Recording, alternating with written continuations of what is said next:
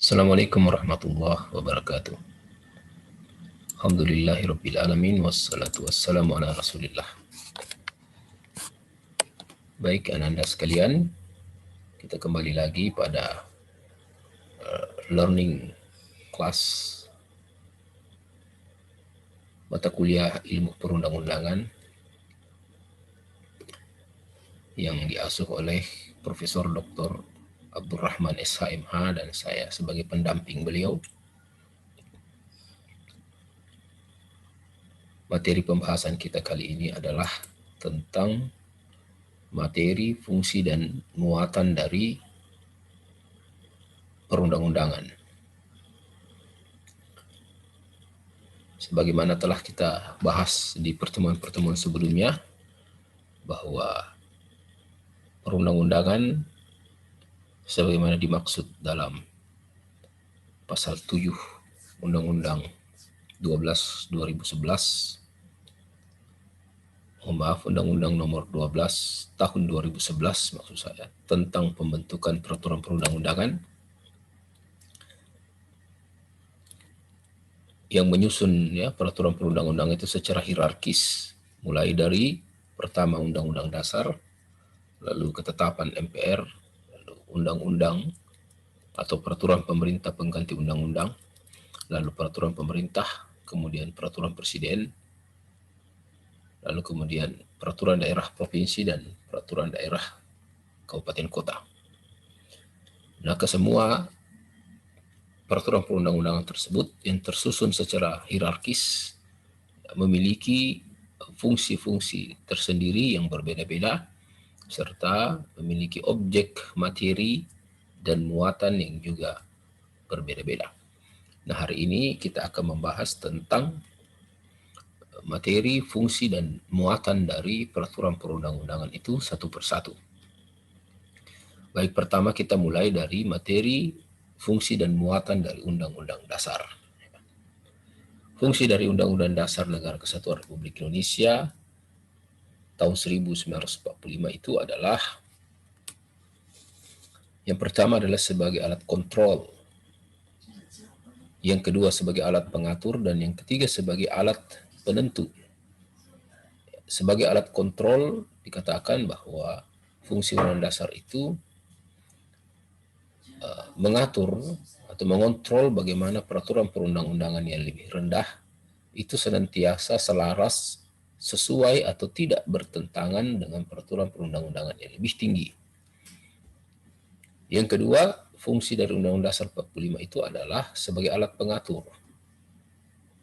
Di dalam Undang-Undang Dasar 45 sebagai hukum dasar itu mengatur tentang kekuasaan negara.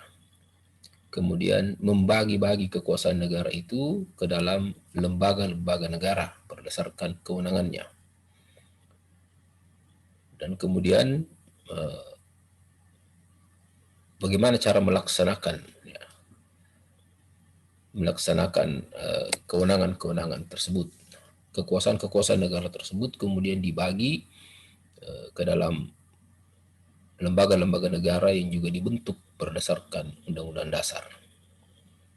Yang ketiga adalah sebagai penentu dan pelindung terhadap hak dan kewajiban negara, aparat negara, dan juga termasuk di dalamnya warga negara. Termasuk di dalamnya juga adalah hak-hak asasi manusia. Next, materi muatan Undang-Undang Dasar menurut Sri Sumantri itu paling tidak berkutat pada tiga hal.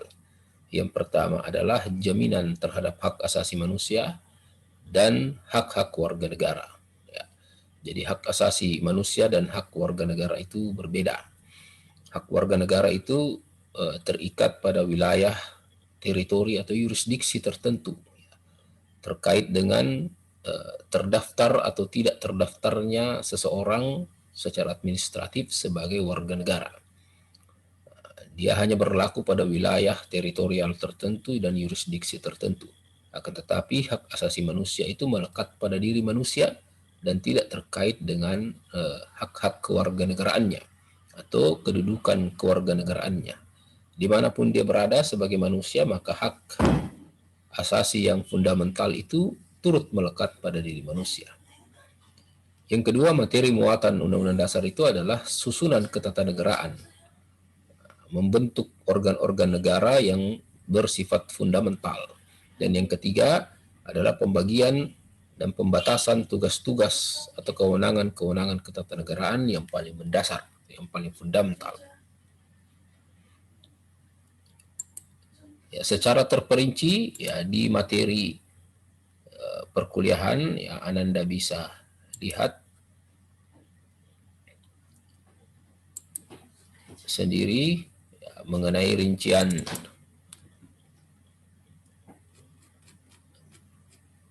materi muatan itu ya, antara lain kalau kita lihat secara garis besar ya,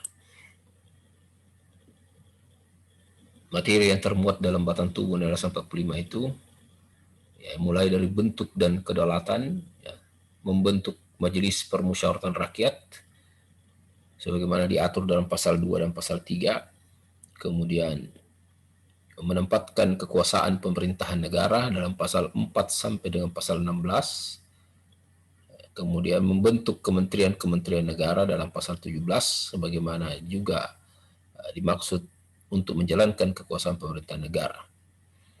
Lalu pasal 18 mengatur mengenai pemerintahan daerah, lalu kewenangan-kewenangan Dewan Perwakilan Rakyat Daerah, pasal 19 sampai pasal 22B, kemudian kewenangan Dewan Perwakilan Daerah, pasal 22C, pelaksanaan pemilihan umum di pasal 22E, kemudian hal keuangan negara, pasal 23 sampai pasal 23D, pembentukan Badan Pemeriksa Keuangan, pasal 23E, kemudian kekuasaan kehakiman di pasal 24 sampai 25, mengatur tentang wilayah negara, kemudian warga negara dan penduduk, kemudian diletakkan pada satu bab tersendiri tentang hak asasi manusia, pasal 28A sampai pasal 28J, lalu mengatur juga tentang agama, pertahanan keamanan, pendidikan dan kebudayaan, perekonomian, bendera, bahasa, lambang negara, serta lagu kebangsaan, dan yang terakhir tentang perubahan Undang-Undang Dasar dalam pasal 37. Itu secara terperinci ya muatan dan materi Undang-Undang Dasar. Kemudian yang berikutnya adalah materi, fungsi, dan muatan ketetapan MPR. Fungsi ketetapan MPR itu adalah sebagai landasan hukum ya, bagi produk-produk hukum di bawahnya selama ketetapan MPR itu masih berlaku. Berdasarkan pasal 2 dan 4 ketetapan MPR Republik Indonesia nomor 1/MPR/2003 tentang peninjauan terhadap materi dan status hukum ketetapan MPRS dan MPR tahun 1960 sampai dengan 2002. Ketetapan MPR ini tertanggal 7 Agustus tahun 2003. Jadi pasca reformasi Majelis Permusyawaratan Rakyat ini tidak lagi diberikan kewenangan untuk membuat atau melahirkan peraturan-peraturan yang sifatnya regulasi ya, atau sifatnya mengatur ya, atau regling, sehingga Majelis Permusyawaratan Rakyat bersidang dan kemudian mereview kembali seluruh ketetapan MPR yang pernah ditetapkan dan kemudian merumuskan ketetapan-ketetapan MPR mana yang dinyatakan masih berlaku.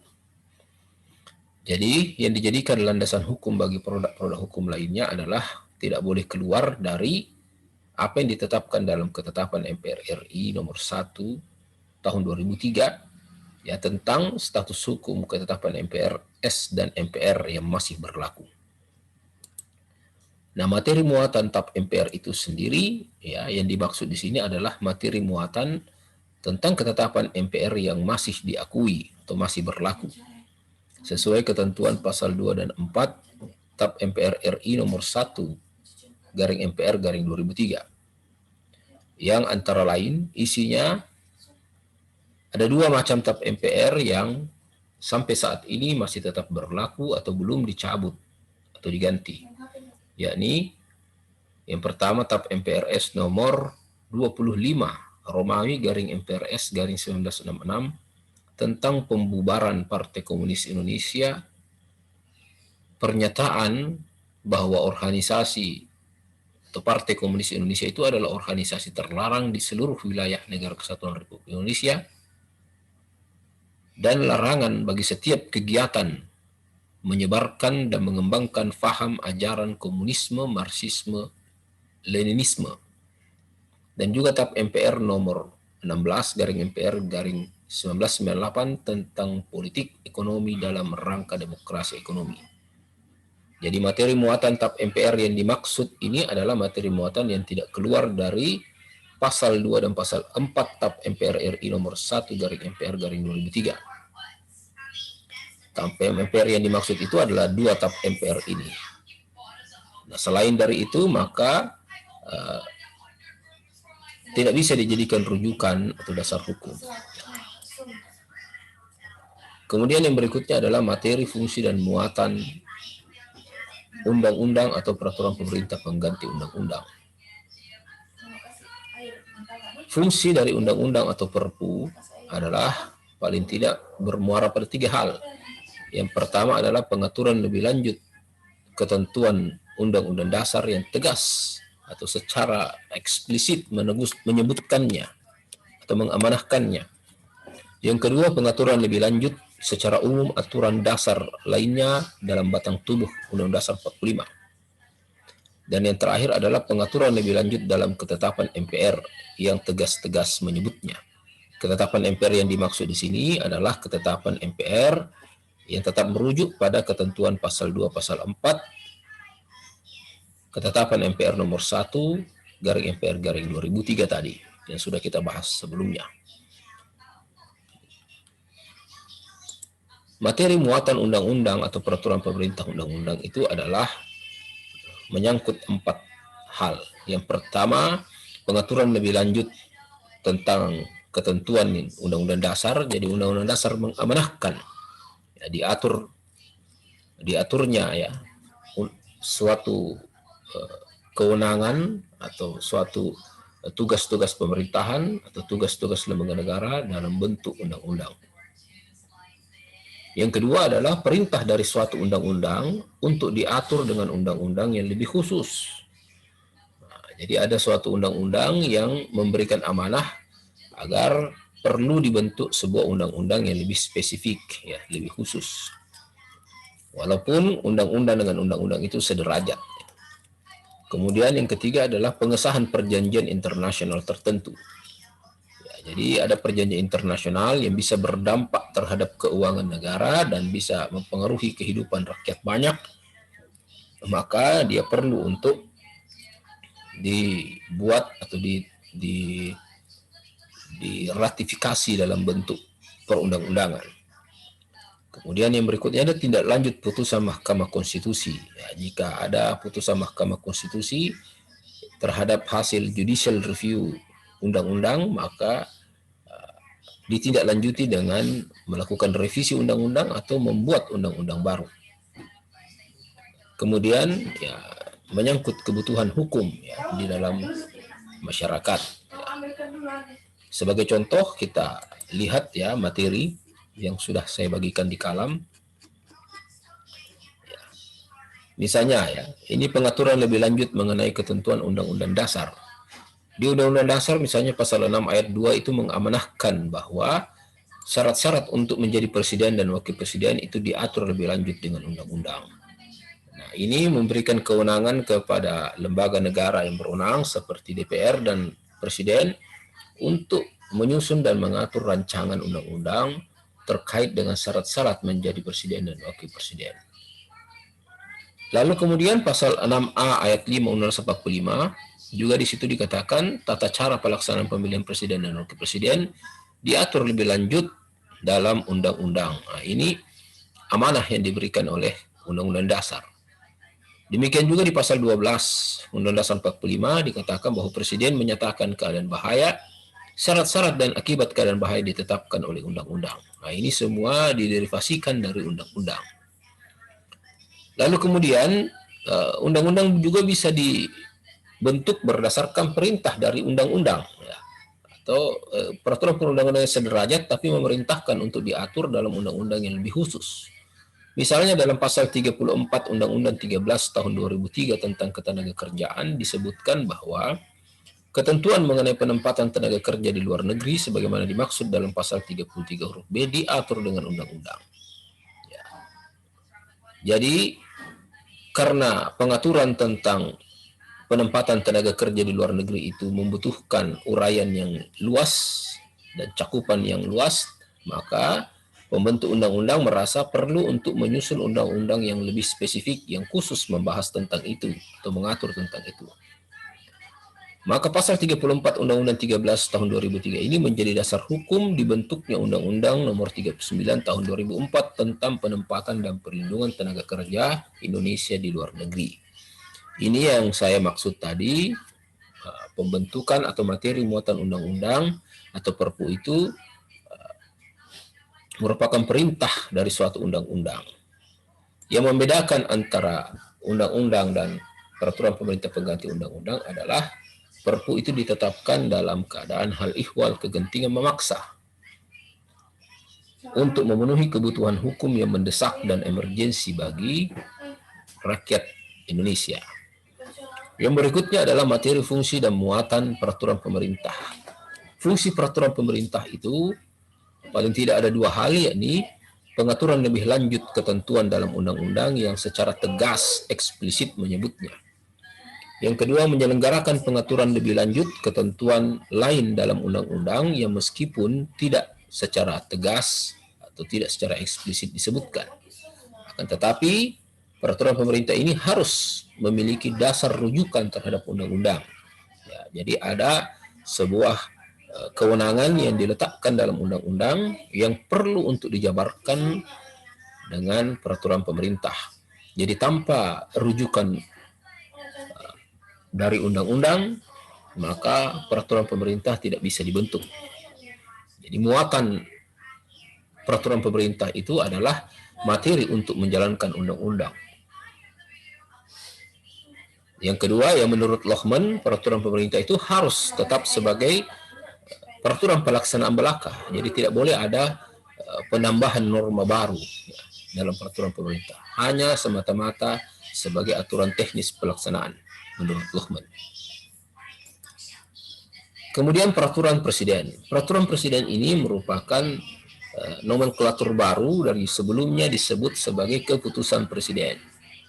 Ya, dengan lahirnya Undang-Undang 12 2011 ini kemudian terjadi penyeragaman, ya, istilah.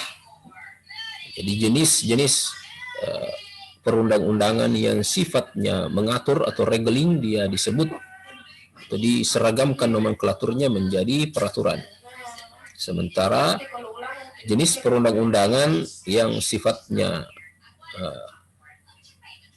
mengikat individu, tidak mengatur secara umum, mengikat secara individu konkret dan final, maka dia disebut sebagai basic king atau keputusan atau penetapan. Sehingga nomenklatur keputusan presiden kemudian berubah menjadi peraturan presiden. Fungsi dari peraturan presiden ini adalah menyelenggarakan pengaturan secara umum tentang penyelenggaraan kekuasaan pemerintahan sebagaimana diatur dalam pasal 4 ayat 1 Undang-Undang Dasar 1945, bahwa presiden sebagai pemegang kekuasaan pemerintahan, ya, the concentration of power and responsibility upon the president, bahwa kekuasaan menjalankan pemerintahan dan pertanggungjawaban atas menjalankan pemerintahan itu ada di tangan presiden. Sehingga presiden diberikan kewenangan untuk membuat peraturan untuk menjalankan kewenangannya. Yang kedua, fungsinya adalah menyelenggarakan pengaturan lebih lanjut dari peraturan pemerintah yang secara tegas menyebut ataupun tidak secara tegas menyebut, ya, baik secara eksplisit maupun tidak. Ya, tidak secara eksplisit disebutkan, tetapi untuk mengatur lebih lanjut, ya, pengaturan lebih teknis dalam peraturan pemerintah, maka Perpres bisa menjalankannya. Perbedaan Perpres dengan peraturan pemerintah adalah Perpres tidak perlu menggunakan rujukan terhadap undang-undang atau peraturan perundang-undangan yang lebih tinggi. Ketika presiden merasa perlu untuk membuat peraturan dalam rangka menjalankan kewenangannya, maka peraturan presiden bisa ditetapkan. Materi muatan Perpres itu berisi tentang materi yang diperintahkan oleh undang-undang, materi untuk melaksanakan peraturan pemerintah, atau materi untuk melaksanakan penyelenggaraan kekuasaan negara. Jadi Perpres itu tidak terbatas hanya berisi materi yang diperintahkan oleh undang-undang, tetapi bisa untuk melaksanakan peraturan pemerintah atau juga untuk melaksanakan atau menyelenggarakan kekuasaan pemerintahan yang melekat pada presiden sebagai head of the state dan chief of executive. Lalu peraturan daerah. Fungsi peraturan daerah itu adalah yang pertama sebagai instrumen kebijakan dalam melaksanakan otonomi daerah dan tugas pembantuan. Dan yang kedua, peraturan pelaksanaan atas peraturan perundang-undangan yang lebih tinggi secara hierarkis, sehingga peraturan daerah ini tunduk dan tidak boleh bertentangan dengan peraturan perundang-undangan yang lebih tinggi. Kemudian yang ketiga adalah sebagai penampung kekhususan dan keragaman daerah atau penyalur aspirasi masyarakat di daerah dengan tetap pada koridor Negara Kesatuan Republik Indonesia. Materi muatan peraturan daerah yang pertama adalah penyelenggaraan otonomi daerah dan tugas pembantuan, penjabaran lebih lanjut perundang-undangan yang lebih tinggi, memuat materi muatan lokal sesuai dengan ketentuan perundang-undangan, dan yang terakhir ini adalah sesuai dengan pasal 15 Undang-Undang 12 2011, yakni dapat memuat sanksi pidana penjara maksimal 6 bulan dan denda paling banyak 50 juta rupiah. Itulah materi yang bisa saya sampaikan pada hari ini. Dalam akhir learning class ini saya mengajukan ada kuis berupa 3 pertanyaan. Yang pertama, pada menit keberapa dibahas tentang materi muatan undang-undang. Yang kedua, pada menit keberapa dibahas tentang materi muatan peraturan daerah. Dan yang ketiga, coba Anda jelaskan materi muatan undang-undang. Pertanyaan-pertanyaan kuis ini Anda jawab pada kolom komen di akun YouTube. Lalu Anda posting di akun YouTube saya. Paling lambat Anda kirimkan hari Kamis pekan depan. Ya, demikian materi yang bisa saya sampaikan. Hadanallahu wa iyyakum ajma'in. Assalamualaikum warahmatullahi wabarakatuh. Ada